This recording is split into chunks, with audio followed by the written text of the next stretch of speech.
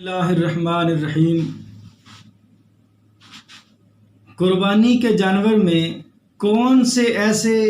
عیب ہیں جن کی وجہ سے قربانی جائز نہیں ہے، یا کون سے ایسے معاملات ہیں جن کے ہوتے ہوئے بھی قربانی جائز ہے؟ تو وہ عیوب، وہ عیب، وہ کوتاہیاں جن کے ہوتے ہوئے قربانی جائز نہیں ہے، مختلف احادیث مبارکہ کے مجموعی تاثر سے چند چیزیں جو اکٹھی کی گئیں۔ ایک ہے آنکھ کا عیب۔ جس جانور کی قربانی کر رہے ہیں وہ جانور اگر اندھا ہے، دونوں آنکھوں سے نظر نہیں آتا، یا ایک آنکھ سے نظر نہیں آتا، مکمل ایک آنکھ بند ہے، اندھا ہے، یا ایک آنکھ سے نظر تو آتا ہے لیکن بہت کم نظر آتا ہے، تو اس جانور کی قربانی کرنا جائز نہیں ہے۔ یہ ہے آنکھ کا عیب۔ دونوں آنکھیں نہ ہوں، ایک آنکھ نہ ہو، یا دونوں سے نظر آئے لیکن انتہائی کم نظر آئے کہ تھوڑا فاصلے سے اگر چارہ بھی اسے دکھائیں تو اسے نظر نہ آئے، بالکل ساتھ منہ کے اس کے لگائیں تو چارہ کھانے لگے، تو ایسی صورت میں اس انتہائی کمزور نظر والے جانور کی قربانی بھی جائز نہیں ہے۔ دوسرا عیب ہے کان کا عیب۔ کان کا عیب کئی طرح سے ہوتا ہے کہ کان نیچے سے مکمل کٹا ہوا ہو، پہلی بات مکمل کان ہی کٹا ہوا ہو، یا کان کا کچھ حصہ کٹا ہوا ہو، یا کان کو شگاف ہو، یعنی وہ یوں کان ہے تو درمیان سے چرا ہوا ہو، یا اس میں شگاف ڈال، گولائی میں، سرکل میں، دائرے میں کان پھٹا ہوا ہو، تو ایسی صورتحال میں بھی قربانی ایسے جانور کی جائز نہیں ہے۔ البتہ کان کو کٹا ہوا ہونا اس کی مقدار ہے، مقدار ہے 1/3۔ مثلا اگر 1 فٹ کا کان ہے، جیسے گائے بھینس ہے، 12 انچ کا کان ہے تو تیسرا حصہ بنے گا 4 انچ۔ اگر 4 انچ کان کٹا ہوا ہے قربانی جائز نہیں، 4 انچ تک کان چرا ہوا ہے قربانی جائز نہیں، اور اگر درمیان میں وہ شگاف 4 انچ کا اسے پڑا ہوا ہے، پھٹن ہے، تو بھی قربانی جائز نہیں ہوگی۔ یعنی تیسرے حصے تک اگر وہ کٹ پہنچ گیا کان کا تو قربانی جائز نہیں ہے۔ اگر تھوڑا بہت پھٹا ہے، تھوڑا بہت چرا ہے، تھوڑا بہت کٹا ہے، جو تیسرے حصے سے تھوڑا بنتا ہو، تو اس کے ہوتے ہوئے قربانی جائز ہے، چونکہ ایسے معمولی سے زخم، اور یہ تو جانوروں میں، چلتے پھرتے جانوروں میں ایسا کوئی زخم لگ ہی جاتا ہے۔ تیسرا عیب ہے سینگ کا عیب، جو جڑ تک سرایت کیے ہوئے ہو۔ اس کی بھی چند ایک صورتیں ہیں۔ ایک ہے جانور کا سینگ ٹوٹ جانا، ایک سینگ سلامت ہے، دوسرا آدھا ٹوٹا ہوا ہے، قربانی جائز نہیں ہے۔ سینگ کو بھی اسی طرح 3 حصوں میں تقسیم کریں، یعنی ایک سینگ سلامت ہے، ایک ٹوٹا ہوا ہے، تو جو سلامت ہے اس کی پیمائش کریں، اس کے 2 حصے اگر موجود ہیں، تیسرے تک کٹا ہے، تیسرے سے کم کٹا ہے تو جائز ہو جائے گا، اگر تیسرے حصے تک کٹ پہنچ گیا تو پھر جائز نہیں ہے۔ ایک سینگ مکمل ہی ٹوٹ گیا ہے، قربانی جائز نہیں ہے۔ اسی طرح بعض لوگ جو بیل ہوتے ہیں ان کے سینگ جلا دیتے ہیں شروع میں ہی، جب چھوٹا بچہ ہوتا ہے، پھر وہ نکلتے ہی نہیں ہیں۔ تو جس جانور کے سینگ نکلے ہی نہ پیدائشی طور پہ، جیسے بکرے بھی بعض ایسے ہوتے ہیں، بیل بھی ایسے ہوتے ہیں، ان کے سینگ ہوتے ہی نہیں ہیں، تو اس کی قربانی بہر صورت جائز ہے۔ اگر بچپن میں سینگ ایسے کوئی دوائی ڈال کے جلائے گئے کہ وہ نکلے ہی نہیں، تو بھی یہ اسی حکم میں ہو جائے گا کہ گویا کہ نکلے ہی نہیں تو جائز ہوگا۔ اگر سینگ نکلے، ایک تھوڑا سا ہے نکلا اور ایک زیادہ نکلا ہے، تو یہ اسی طرح ہو گیا، چونکہ ان لوگوں کے عمل کی وجہ سے ایسا ہوا ہے، تو پھر یہ معیوب جانوروں میں ہو جائے گا، عیب دار جانور ہو جائے گا۔ یا کوئی سینگ اگر لگا ہے، جانور لڑ پڑے ہیں، یا اس نے خارش کی ہے، یا جانور گرا ہے، اور ایک سینگ مکمل کھڑا اپنی جگہ پہ ہی ہے لیکن مکمل ہلنے لگا ہے، اتنا ہلنے لگا ہے، قریب ہے کہ وہ گر نہ جائے، زخم سرایت کر جائے اس کے سر تک، تو اگرچہ سینگ سر پہ موجود ہے لیکن اس کے ہوتے ہوئے بھی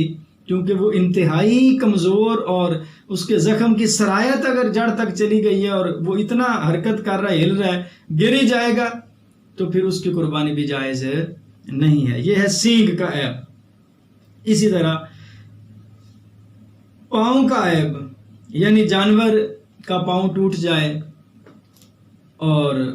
ٹوٹا ہوا پاؤں وہ لگا کے زمین پہ نہیں چل سکتا تو اس کی قربانی بھی جائز نہیں ہے۔ اگر زمین پہ لگا کے چلتا ہے تو اتنا زیادہ لنگڑا کے چلتا ہے کہ چلتا ہوا جانور بہت زیادہ لنگڑپن اس کا واضح ہے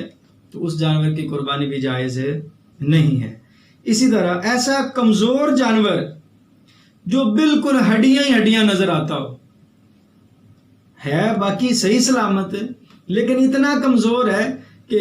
بالکل ہڈیاں اس کی نظر آ رہی ہیں، جیسے ہڈیوں میں گدا ہی نہیں ہے، گوشت اوپر نہیں ہے، وہ جو اس کا چمڑا ہے وہ ہڈیوں سے چپکا ہوا نظر آتا ہے، تو ایسے کمزور، انتہائی کمزور جانور کی قربانی بھی جائز نہیں ہے۔ اس لیے فرمایا گیا نا سمینوا ضحایاکم فإن متاعکم علی الصراط، اپنے جانوروں کو پالو پوسو، موٹا تازہ کرو کہ پل صراط پر تمہاری سواریاں بنیں گی۔ یہ حدیث مبارک ہے۔ جو اتنا کمزور اور نحیف جانور ہے تو پھر یہ اس کیٹیگری میں نہیں آئے گا اور اس کی قربانی بھی جائز نہیں ہے۔ اسی طرح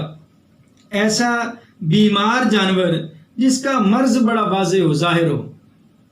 یعنی کان، آنکھ، ناک، وہ والا مسئلہ تو اسے نہیں ہے لیکن بیمار ہے، بیماری اس کی واضح ہو، یعنی لوگ جو خریدار ہیں وہ لوگ سمجھتے ہوں کہ یہ تو بیمار ہے، بھئی بیماری اس کی واضح ہے، تو ایسے بیمار جانور جس کی بیماری زیادہ واضح ہو، یعنی ایک چھوٹی موٹی کو بیماری ہو جانا جو نارملی مختلف چاروں کے ساتھ ہو جاتی ہے، کبھی موسمی حالات کی وجہ سے ہو جاتی ہے، وہ نہیں، اگر بیماری اس کی واضح ہو، کوئی بڑی بیماری ایسی لگی ہوئی ہے تو وہ جانور بھی قربانی پہ جائز نہیں ہے۔ اسی طرح جو جانور کامل نہ ہو، بعض اوقات ایسے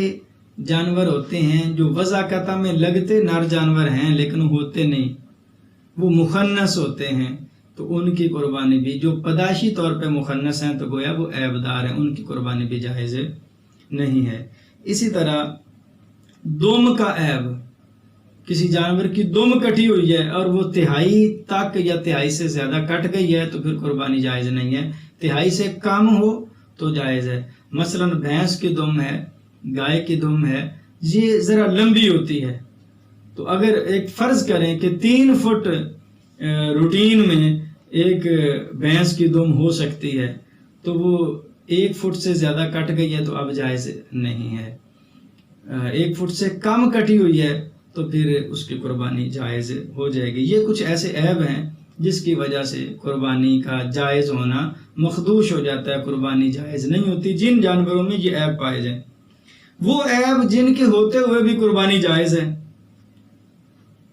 کان معمولی سا کٹا ہوا ہو،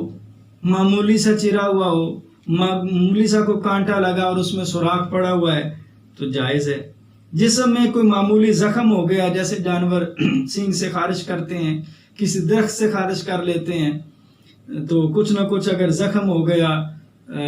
تو اس کے ساتھ بھی قربانی جائز ہے۔ ایسا کوئی زخم یا ایسا کوئی عضو جسم کا حصہ کٹا ہوا ہے جو تہائی سے کم ہے تو بھی اس کی قربانی جائز ہے۔ سینگ اگر پیدائشی طور پہ نہ ہوں تو قربانی جائز ہے۔ بعد میں بھی اگر جو پیدائشی طور پہ ابھی نکلے نہیں تھے اسی وقت ہی کوئی دوائی ڈال کے جلا دیے گئے، ختم کر دیے گئے، جیسے آج کل عموماً بیل اور گائے کے ساتھ ایسا لوگ کرتے ہیں، اور وہ سینگ نکلتے ہی نہیں ہیں تو ان کی قربانی بھی جائز ہے، گویا کہ وہ پیدائشی طور پہ نکلے ہی نہیں۔ کھسی جانور کی قربانی، یہ بھی بعض لوگ پوچھتے ہیں کہ جناب یہ تو ایک عیب ہے، خود عیب پیدا کر دیا ہے تو اس کی قربانی کیسے ہے؟ تو جناب کھسی جانور کی قربانی جائز ہے، بلکہ پسندیدہ ہے۔ جو نر جانور ہوگا اور کھسی نہیں ہوگا وہ پیشاب پیتا ہے، اور اس کی نسبت وہ جانور جو کھسی ہے اس کے گوشت میں طاقت اور قوت زیادہ ہوگی، اس کا گوشت پاکیزہ زیادہ ہوتا ہے اور پیشاب وغیرہ